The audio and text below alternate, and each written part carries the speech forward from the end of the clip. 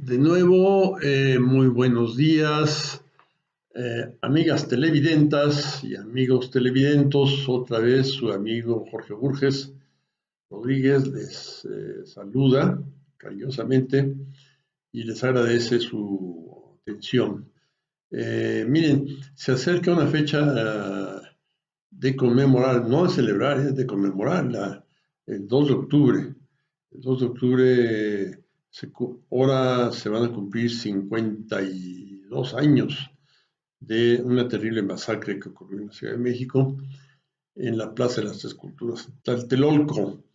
Eh, los detalles, digamos, sensacionales, morbosos del suceso, hay dos. ¿Quién lo ordenó? Y primero, y segundo, cuántas personas fallecieron en ese hecho. Ya están, yo siento que ya están bastante aclarados ambas cosas. Este, eh, no fueron demasiados más que los que están ahí en, la, en el monumento que recuerda a los caídos ahí, la estela que marca ese hecho tan abominable. Eh, no hay muchos más porque, bueno, ya pasaron los años y ya podían haber salido por ahí evidencias. Máxime que pues ha habido alternancias del poder, cosa que antes no había. Antes se cubrían unos a los otros según fama pública. Y también, bueno, el que era obvio que ordenó aquello fue el propio presidente, que tenía capacidad de hacerlo, fue el propio presidente.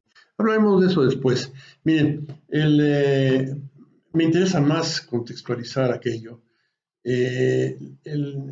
Durante el decenio que va de 1910 a 1920, murieron en México eh, uno de cada 15 mexicanos. O sea, de 15 millones de habitantes en el año 1910 bajamos en el año 1920 bajamos a 14. Entre los que se escondieron, el que los mató la gripe española, entonces hubo 1 millón de muertos, gente que ya no aparecía. Eso es terrible, ese costo en sangre es espantosamente caro y había que terminar con eso. Al final de esa década, 1910-1920, hay una revolución, la revolución de Agua Prieta, que toma el poder en México, encabezada por Álvaro Obregón, el líder natural de esa revolución, aunque la convoca Adolfo de la Huerta en la ciudad de Agua Prieta, Sonora, y hay muchos militares la secundan.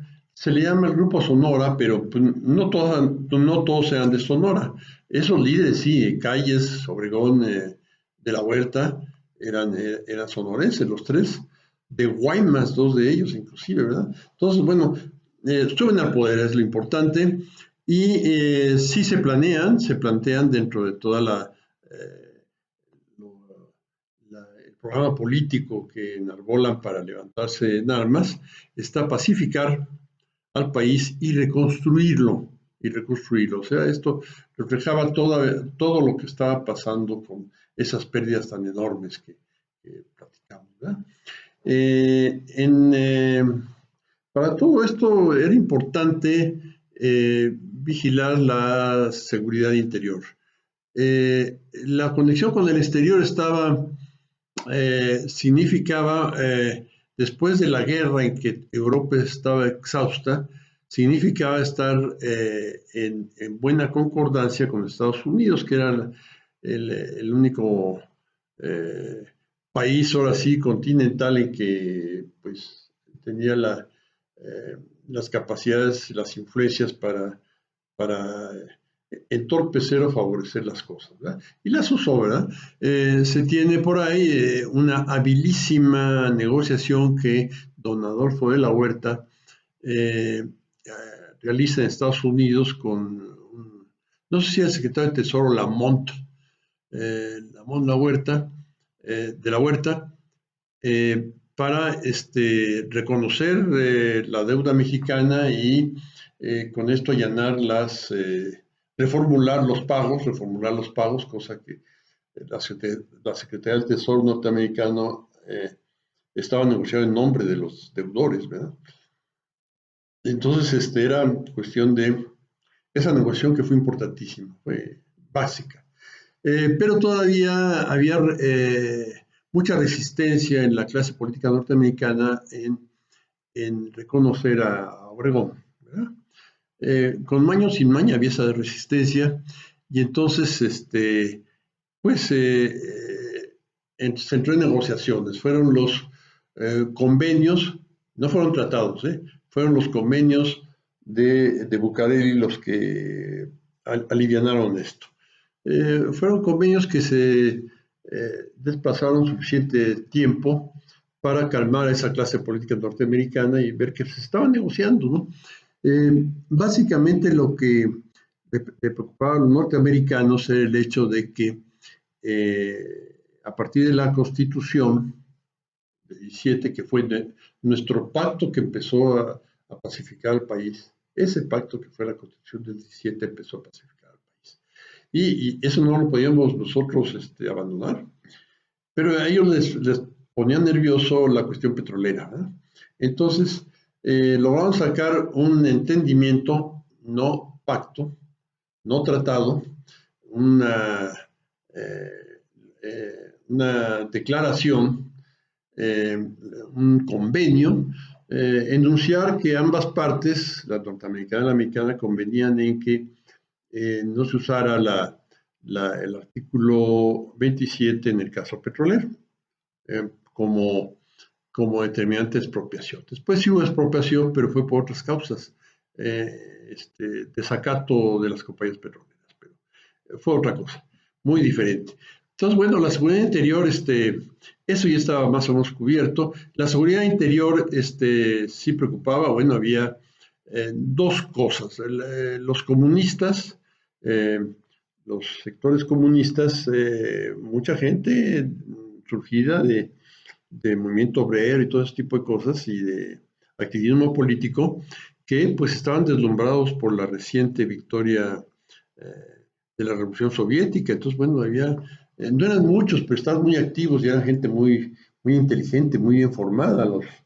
Los partidos comunistas tienen lo que llaman escuelas de cuadros, ¿verdad? Y sí, le da mucha solidez a la formación política de sus miembros, ¿verdad? No eran muchos, pero eran machos, ¿verdad? Representaban cierto peligro y lo iba a hacer más en cuanto fuera creciendo el proletariado, que hasta ese momento era muy pequeño en nuestro país. Unos cuantos obreros por aquí por allá, no eran muchos, muy aislados, ¿verdad? Entonces, bueno, pero había que cuidarlos. Y otro, los católicos, ahí sí había problema, ¿verdad? Obregón decía que él pasaba por Jalisco de puntitas, usó varias veces en sus campañas militares para no alborotar a la población jalisciense, porque en Jalisco, sobre todo en los altos, la zona de los altos, había mucha gente a caballo, mucho ranchero armado y a caballo. Pues todos los rancheros estaban armados, además a caballo, había mucha caballada y era la caballería era un arma importantísima en esa época, ¿verdad?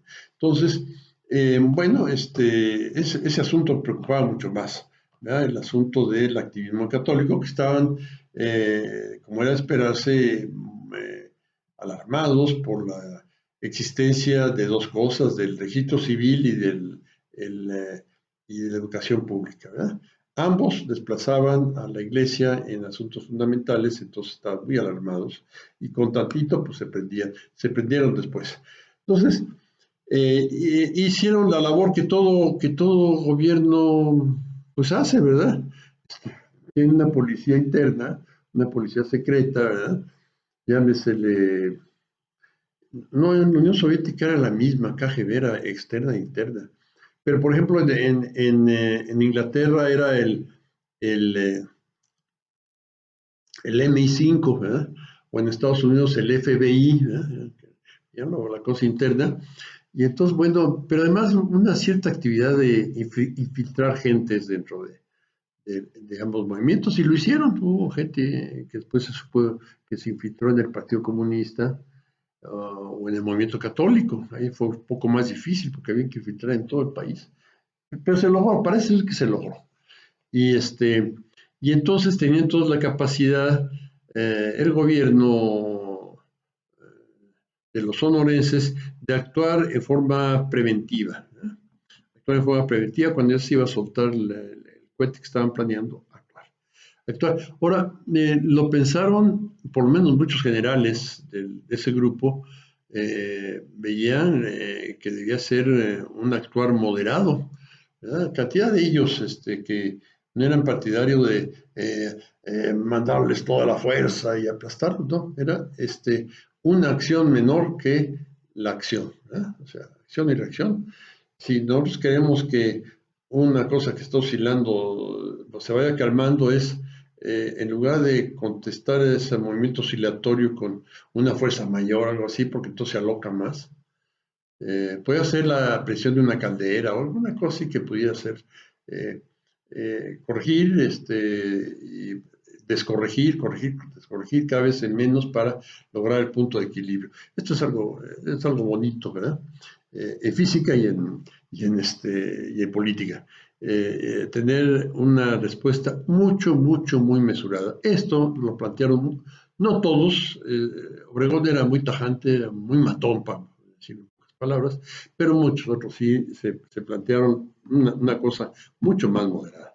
Y esto, pues, caracterizó toda una época que yo pienso fue terminando en el 2 de octubre, ¿verdad? Fue contrapuesta a lo que se hizo después. Bueno, muchísimas gracias, les agradezco mucho su atención. Permiso, hasta la próxima.